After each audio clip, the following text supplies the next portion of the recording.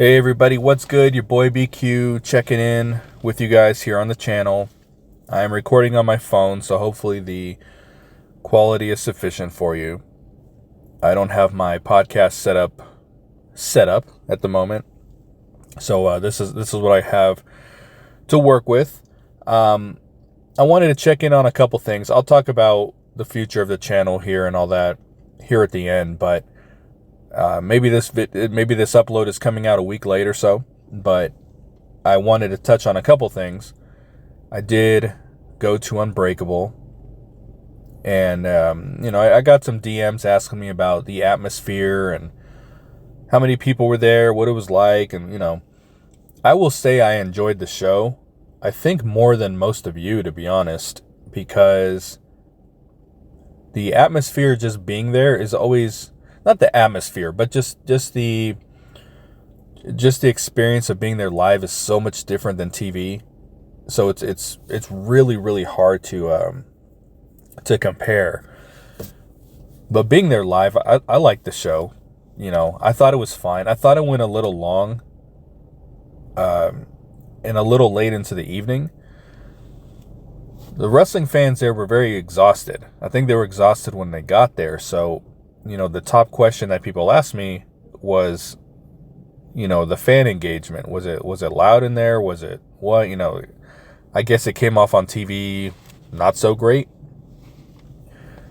The best way that I can tell you is that the fans reacted to what they were supposed to react to. Like, they popped when they were supposed to. It wasn't like, the Impact Zone in Orlando. You can do all the flippity-doo-dah shit in the world and the fans are just sitting there stone-faced because it's the same people every week. You know what I mean?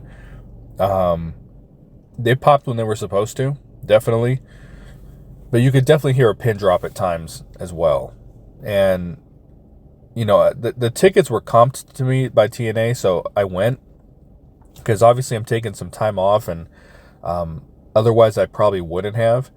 And some people were telling me that they were seeing like $50 tickets on Ticketmaster and all that, but I never found anything under $100 plus. So I was like, dude, I'm not paying Wrestlemania the weekend, tickets to sit in, general admission when I don't really want to go. But because they were giving it to me, I honored that. And I'm glad I went. I mean, it was, like I said, it was a good time. But if you guys are familiar with the VetTix website, where, it's a website where veterans can get into certain events free when they need to paper it up a little bit. I've gone to AEW like that before, and TNA is typically on there. Anytime they've been anytime close to me, it's on there. But it's usually a sign that it's the event's not going to sell out. Some sports teams do it towards the end of the season when, before the playoffs, and they just gotta fill the arena a little bit. So I saw the event come up on VetTix like well before I was going, like a month in advance. So I was like, okay, that is telling me they're not expecting to sell this place out. And there was a lot of optimism from fans that there could be like 2,000-3,000 people in there because it was WrestleMania weekend. I estimate like 1,100 people. There was definitely a lot of empty seats. And from my perception, I felt that all of the fans on the floor were TNA fans, or pretty damn close to it. Very familiar with the product, whatever. The general admission felt like it was just kind of wrestling fans or people just there. I'm not going to say there weren't, certain individuals cheering for certain people and booing certain people, whatever, but it did feel like the general atmosphere was of people just kind of there. And I think that stood out to me the most when Chris Bay came out, because everyone on the floor was standing. Like, he got a standing ovation and they're chanting for him. The majority of the general admission people are still sitting. I would say 75% are still sitting. And I feel like they didn't know who he was, like the general admission part of it, or didn't know his story. Maybe they knew him, didn't know his story, wasn't really like that locked into what was going on. But that was just my perception of it. But it was very cool that he came out. That was a cool moment to be part of. I didn't think the format of the show was very good. So when the Joe Hendry and Masha against Tessa and Frankie Kazarian, aka give away the fucking main events of Rebellion match came on. Well, I shouldn't say when it came on. When it ended, a lot of people left because they thought that was the main event. You know, with the pre-show and through that match, it's kind of like, I think that was like the 2.5 hour mark. So it's kind of like, okay, that's probably the end of the night. It's getting to be like 9 p.m., whatever. So a lot of people left. And then I saw that they came and started setting up the Barbwire massacre. And that's when Chris Bay came out. So they're setting up the Barbwire, and it's happening very slowly. I mean, when I say they were setting it up slowly, like, they set up a strand of barbed wire on two sides of the ring, and then left it that way for a good, like, 15 minutes. They didn't add anything else. So as the people were filing out, I don't think they really knew what was going on. I don't think the card was very well communicated to the people there, because unless you were a diehard TNA fan, you didn't really know what the card was and what to expect out of the show.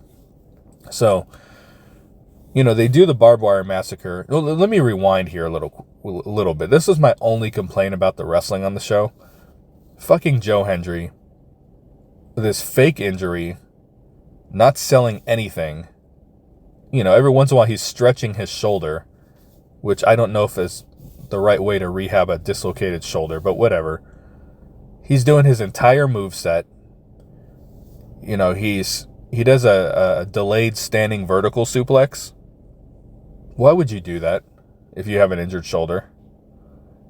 Just walking around with Frankie Kazarian in a suplex. You know, hits the standing ovation with the injured shoulder. Frankie Kazarian at one point had the chicken wing on him, grabbing the healthy shoulder. And I even yelled at him, grab the injured arm, asshole.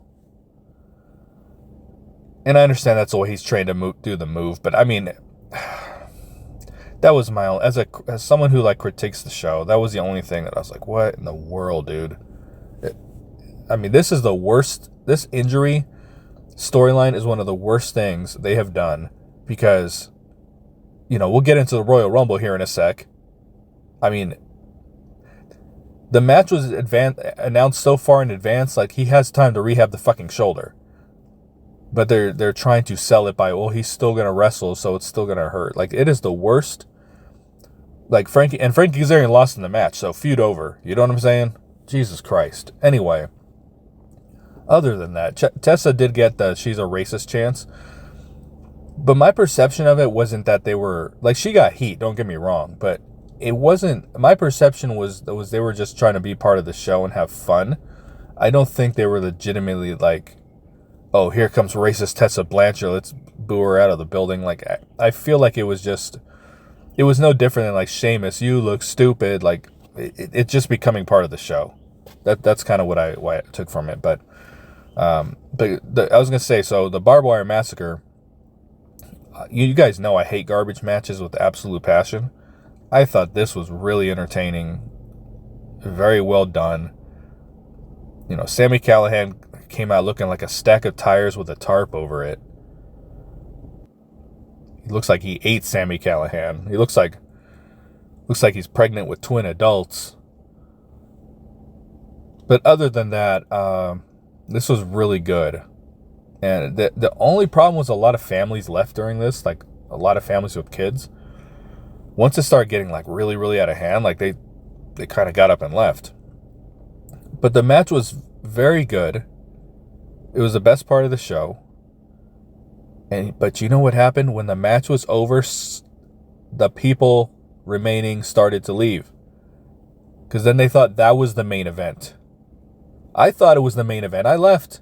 I went into the lobby. I got a meet and greet with Tessa Blanchard. I paid for it. And then, you know, I'm waiting for a while. And I'm like, man, why are there no fans out here doing the meet and greets? How is there no wrestlers out here? Then I hear Mackenzie Mitchell announcing Steve Macklin. And I go up to one of the I guess you call them the vendors, whatever. I said, is there a match going on? Yeah, it's the main event. So I look in there and I see it's the fucking three-way. I came back, I said, I thought the Barbwire Massacre was the main event. Why? I thought this was three-ways at the pay-per-view. Now, keep in mind, I hadn't watched the previous episode. I'm taking a break. I assumed, because I saw Eric Young wrestle earlier in the fucking night, that this three-way was at the pay-per-view. Okay? So, obviously, a lot of you probably knew that it wasn't, but because I'm not really dialed into the product at the moment, I thought it was. I refunded my Tessa Blanchard meet and greet at that point, and I said, you know, I thanked them for refunding me, but I was like, I'm fucking smoked. You know, to me, the show just went too long. And, I mean, people were tired. People were leaving. You could see, I heard people say you could see it on TV that there was no people there. And what a fucking disservice to, it's supposed to be paying tribute to the Samoa Joe, Christopher Daniels, AJ Styles, best match in TNA history, and throwing it on a Mania weekend show late at night when everyone's tired and you've already seen Eric Young wrestle once in the night. I mean, like, you really could have built this up to something else. I like the concept of the tournament and everything. The belt is gorgeous. I thought the concept was great, actually. But there was just no combination of any of those wrestlers that was going to truly pay tribute to the match that they were trying to pay tribute to. So, I don't know. I thought the concept was great. The execution was very, very poor. But no, I had fun. I just got really tired, and I just worked a 9-hour day. You know, keep in mind before that. But I was just like, I'm not sitting through this match. So even though Steve Maclin's my favorite wrestler, I just did not care enough to see him potentially win the title. To talk about Mania weekend real quick. I've gone to WrestleCons in the past, and I love them. And for them to come here to Las Vegas, you know, I wish I was more excited about it, but I did not attend it. But I did send my kids to, they called it like WWE World or something. I don't remember exactly. But when I tell you this shit was so overpriced, so I had to pay $50 for my daughter to get in, and then there was like $30 in taxes, so it was like $80. And then I paid $30 for my son to get in, and I think it equated to like $20 in taxes, so it was like $50, whatever. That's the get in, okay, to where they're doing meets and greets with the WWE stars. But they have other events or whatever. They should have just let people in for fucking free, but it's WWE. So, I don't know how anyone can fucking afford this shit. I got a meet and greet with Chelsea Green for my son, who really, really likes her. I think the autograph session was like, shit, I don't remember. There was 2 sessions, an autograph session and a picture. Like a photo, not like a cell phone photo, but like a professional photo. I don't remember exactly what I paid. It was definitely in the range of $100 for the 2, though. So my son, he gets in line. He goes to Chelsea Green. This is on a Friday. She runs out of 8x10s. Now, all these tickets are prepaid. You should know exactly who the hell is coming and how many 8x10s you need. So she runs out of 8x10s. Keep in mind, I've paid like $50 for this autograph. He gets there and he's like, because he knew the 8x10s were gone. He's like, do I need to bring something for an autograph? And I said, yeah. They gave this motherfucker, my son, a sticky note, like a little Post-it note. That's what Chelsea Green signed for him for $50. Now, this isn't like we met Chelsea Green at the airport and she signed a sticky note. You know what I mean? This was the official WWE Mania fan meet and greet event, and we get it. He leaves with a sticky note. All right. Now he's more concerned with the official photo, which they did later. He cared more about that than the actual autograph. But I bought the photo off a resale because they were initially sold out. So at first, the only thing I could get him was the autograph. If I knew I could get the official photo, I wouldn't have paid for the autograph. So anyway, that's the only person he wanted to meet. And I don't know how anyone, and I don't struggle by any means, but I don't know how anyone could just go in there and say, hey, I want to meet 5 or 6 wrestlers. Like, the prices are so crazy. So then what really pissed me off, my son goes back on Sunday with my daughter to see The Miz, who they like very much. And I don't remember, I think I might have paid $80, $100 each. I don't remember exactly. My son tries to scan the QR code to enter. They tell him, you already scanned it on Friday. So my son fucked up because they give you wristbands and he did not bring his wristband back. Okay? But my daughter was entering for the first time. So if you guys track what I'm saying, he only got one barcode or QR code to scan them in. They had single day tickets, Friday and Sunday, not 3-day, 5-day passes, nothing like that. 2 single day tickets. We received one barcode. So if my son didn't bring his wristband, he fucked up. My daughter, this is her first time there. They said, well, you already used the QR code. Well, how the fuck was she? Do you understand what I'm saying? Like she never received a wristband to begin with to enter, because it was their first time going in. So they had to buy brand new tickets that I already paid for. And I think it ended up costing $130 for them to both get in. Again. And then they did the Miz thing. My son doesn't have a stomach for those like conventions. So when he was done, he wanted to leave. So that was money well spent. And then my daughter hung around for a while.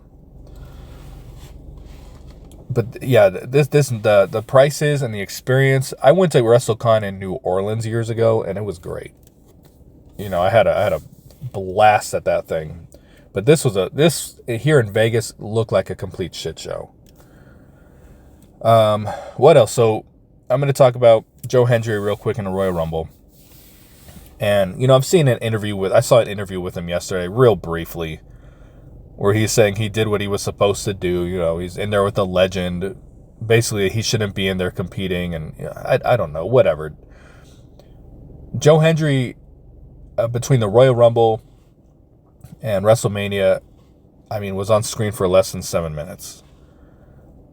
And, you know, he pretty much does the job to Randy Orton at WrestleMania. He came off like the mid-carder that he is. He came off like a mid-carder at the Rumble. He came off like a mid-carder here. And, I mean, if you add that NXT Battle Royal, I mean, the dude is on screen for less than 10 minutes in 3 appearances. Now, obviously, he wrestled Ethan Page at one point. That's different. He might have been in Raw. I don't know. I don't care. If he was, I hope he was presented better. But there's 2 sides of this. There's the TNA fan that says, what great exposure for TNA. And then there's the other side that says he looked like a freaking joke. All right? I'm on that side. I am not on the positive side of this. The exposure is one thing when he shows up in NXT, maybe even the Royal Rumble. And WrestleMania obviously has way more eyes than either of those. But at what point does he have to show what he... I mean, at what point is he going to be allowed to show what he can do? That's like that weird optimism of wrestling fans. You know, if you're watching, let's just say Cooper Flagg, he's the number 1 pick in the NBA draft this year. Let's just say he goes to the Washington Wizards, okay? Game number 1, his debut, that's going to be a draw. If he goes out there and lays an egg, okay, let's see what he can do game 2. Game 2, he's a draw. He lays an egg. You think the fucking people are... But let's tune in for game 3. Like, at that point, the bloom is off the damn rose. He has been presented like a mid-carder. He has not been presented like a main eventer. It's okay for 1 or 2, you know, quick outs or whatever. But I mean, I just don't feel that he has done anything where people are like, let's tune into TNA. Even a WrestleMania appearance. You know, but because these wrestlers are marks, he's just like, well, I was at WrestleMania, so that's what mattered at the end of the day. Like, Moose would have never, went out there and said, hey, just to be on WrestleMania, I'm going to job to Randy Orton in 3 minutes. Mike Santana would have never. I mean, I could say a good portion of the TNA main event scene would have not done that. There's probably some that would have, but I mean, seriously, I just don't think, and he's not selling the shoulder. I think on commentary they mentioned his shoulder was injured, but he doesn't have the K-tape on when he goes out there. He's just, so you're completely killing, in my opinion, your injury angle for Rebellion, which he already beat Frankie Kazarian, so my God. So I don't know. I'm not on that super positive, this is awesome for TNA side. I know a lot of you are, and that's fine. We don't have to agree on it. But I tend to agree with the side that felt like he came off like a jobber, and you can have all the Tony Khan. How many people watch the NFL draft, right? Tony Khan tried to pull the stunt last year with the neck brace, knowing that millions of people watched the fucking NFL draft and all sorts of. They were talking about. He didn't gain a single extra viewer on the next episode.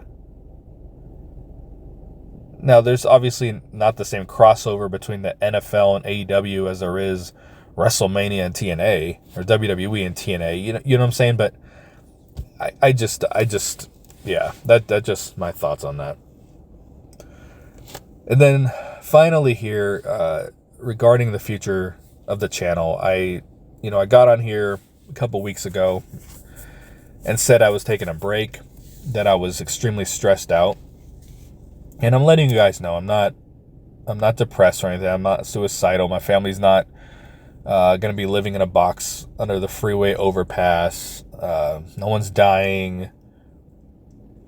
And I would say the stress level has come down significantly, but I'm still not there yet. I don't really. I love wrestling, but I love wrestling in a way that, like, I love hip-hop because I fell in love with hip-hop in the 90s. I don't love hip-hop now. You know what I mean? I'm kind of that way with wrestling. I love wrestling, but I love what wrestling used to be to me more than I love what they're doing now.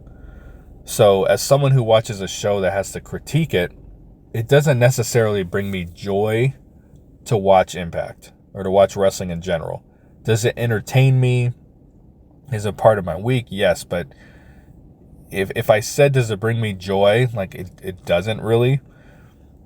So given where I'm at with my mind state right now, I just can't watch the show. Like, if you get Santino with his showing up 6-7 times an episode bullshit coming on, and the stuff that annoys me that Hannafin says, and some of the other fake shit they do, the Rascals throwing kicks and punches that have no intention of landing just so they can do their little reversals and flips. Like, I'm just going to start getting pissed off, and my mind, and if I review the show, I'm just going to hate on it.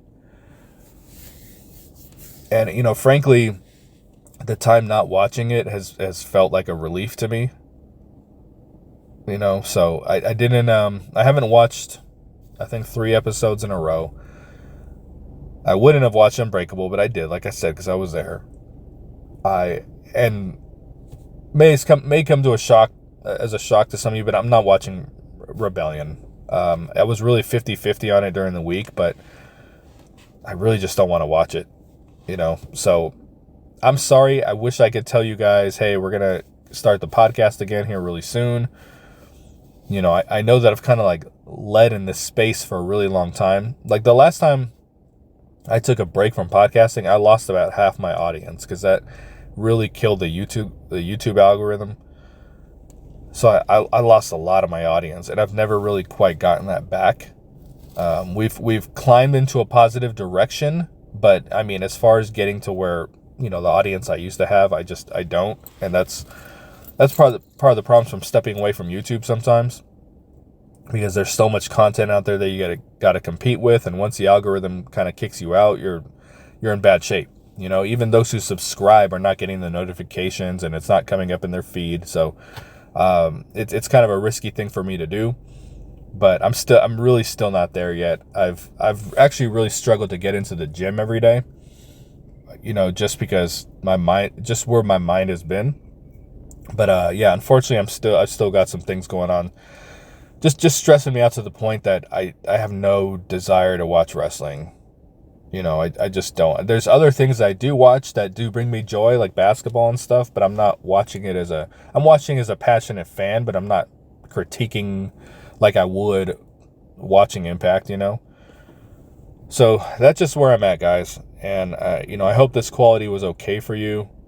This is just what I had to work with today, but, that is where I'm at. I'm not in a place. I listen to Mike's show still, so I can kind of have an idea what's going on with TNA. I don't want to be completely in the dark. But Rebellion doesn't have anything on it that I want to watch to begin with. There's nothing that I'm like, oh, I can't just wait to see what these two are. It just doesn't. The card doesn't move me anyway, especially the main event. I give fucking two shits about Frankie versus Joe versus Ethan Page. I hate Ethan Page. So I have no interest. Some of the women's stuff I do, but it's not enough for me to order the show. I'm enjoying my time off, and I'm going to continue to take the time off. So hopefully I have some kind of answer for you guys later when I'll return, but I'm not going to lie to you. I don't feel like it's going to be anytime soon. But that could change. Who knows? But I'll try to remain in touch with you. Thanks for listening. I'm out. Peace.